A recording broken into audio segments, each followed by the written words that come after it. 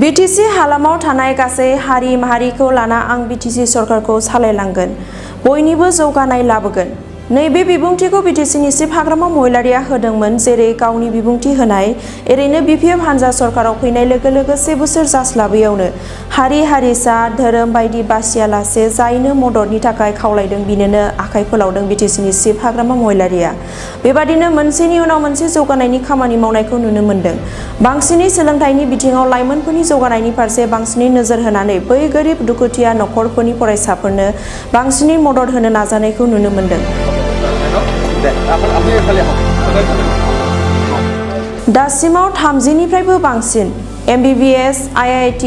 NIT B.Tech NEET JEE CET आनजादाव उथ्रिसार जानाय गोरिब नखरनि फरायसा फरायसुलिफोरनो नोगोद 2 लाख, 3 लाख, 4 लाख, 5 लाख रां सम खाबु थासारि आरो गोनांथिखौ नायनानै रांनि मददखौ होनायखौ नुनो मोनदों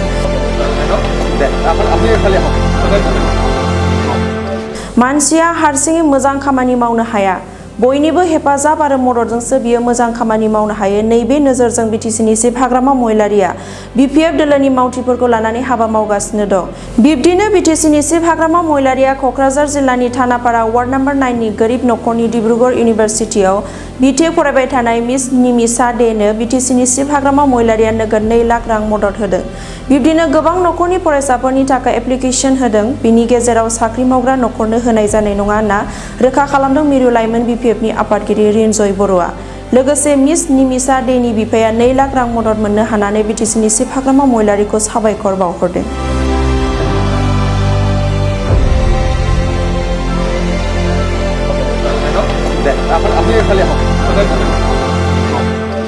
आज खूब गौरव अनुभव है मैं कृतज्ञ श्री हाग्रामा महिलार ओसर कृतज्ञ तो मैं निमिषार देउता निरुपम दे BPF चिफ श्री हाग्रामा महिलारी डांगरियाक मैं अशेष धन्यवाद ज्ञापन करिছোঁ लगते BPF चिफ BPF केंद्रीय यूथ कमिटी सेक्रेटारी शरद दास महोदयक मैं धन्यवाद ज्ञापन करिছোঁ लगते सकलो BPF पार्टी तथा BTC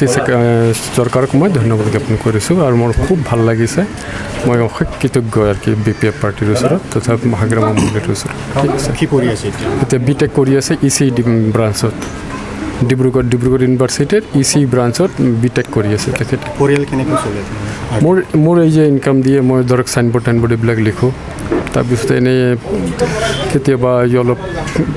পইচা পাতি দৰকাৰ হ'লে মই সৰু ভাইটিৰ পৰা সুযোগ বিচাৰোঁ এনেকুৱা তাতে আছে कक्राझार सहरनि थानापारा निमिषा दे मुंनि सासे फरायसुलिया B.Tech इन्जिनियारिं खालामगासिनो दङ डिब्रुगड़ इउनिभारसिटियाव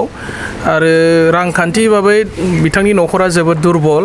बिफाया चिफ सारनो मोनसे एप्लिकेशन होदोंमोन निमिषा देनो रांखान्थिनि मदद नांगौ होननानै आरो हाग्रामा सारा दिनैहाय जोंनि यूथ BPFनि गासै टीम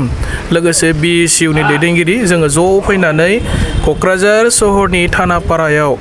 जोङो निमिषा देनि नखराव फैनानै 2 लाख थाखा जोङो निमिषा देनि फरायनाया जाहाथे मदद जायो बेनि थाखाय जों होफैदों आरो निमिषा देया दासान्दि डिब्रुगड़ इउनिभारसिटिनि आन्दाराव B.Tech खालामगासिनो दङ आरो निमिषा देनि बिफाया माने पेन्टिं खालामो आरो साइनबोर्ड बायदिसिना लिरो थोजासे माने रां गैयिनि थाखाय फरायनायाव जोबोद उसुबिदा जादों होननानै बिथांनि नखरा फोरमायदोंमोन दा बेखौ मिन्थिनानै हाग्रामा महिलारि सारा निमिषा देनो दिनैहाय 2 लाख थाखा गथायदों आरो जोङो मिजिंथिदों निमिषा देया माने गावनि फरायनायनि कर्सखौ कमप्लिट खालामनानै फैनो हागोन साक्सेसफुल जागोन आरो बिथाङा सासे जोबोद टेलेन्ट फरायनायाव जों बेखौ मिन्थिदों नखरनिफ्राय आरो भबिष्यताव सासे मोजां मानसि हिसाबै बिथाङा जोंनि समाजनि आरो बे ओनसोलनि जौगानायनि थाखाय खामानि मावनो हागोन आं बेखौ मिजिंथिदों आरोखि दासान्दि जोङो होगासिनो दङ आरो प्रायोरिटी बेसिसाव जोङो नखरनि फाइनान्शियेल कन्डिशनफोरखौ नायनानै जोङो बेबायदि हेल्प खालामलांगासिनो दं आरो खालामलांबाय थागोन गोबां एप्लिकेशन फैदों दासिम माने 100नि बारा एप्लिकेसन जोंनाव गोग्लैनानै दङ दा बेखौ जोङो भेरिफाइ खालामनानै जोंनि ब्लक कमिटि डिस्ट्रिक्ट कमिटिफ्राव सोंहरनानै जों नायदों न'खरनि कन्डिसना माबोरैहाय जोङो न'खरनि कन्डिसनखौ सिगांग्रो मोनथिना लानानै जोङो प्रायरिटि बेसिसाव माने फाइनान्सियेल एसिस्टेन्ट जोंनि फरायसाफोरनो जों होगासिनो दङ आरोखि दा हाग्रामा महिलारि सारनि अननायावनो जोंनि बिटिसि ओनसोलनिफ्राय दायो माने गोबां हाजार डक्टर इन्जिनियार IIT खालामनाय माने गोजौ थाखोनि डिग्रि लानाय स्टुडेन्टफोर जों दायो मोननो थांगासिनो दङ बिटिसिआ माने सोलोंथाइ बिथिङाव सोलायसिगोन आरोखि गोबां जौगानाय फैसिगोन जोंनि हाग्रामा महिलारि सारा बे बिथिङाव दायो माने जोबोद गोसो होसारनानै खामानि मावगासिनो दं आरोखि जेनाखि रांखान्थि अनसुंथाइ होनाय बे हाबाफारिया सोलिलांबाय थागोन जोङो हानायसिम बेखौ होलांबाय थागोन होननानै हाग्रामा महिलारि सारा बुंदों आरो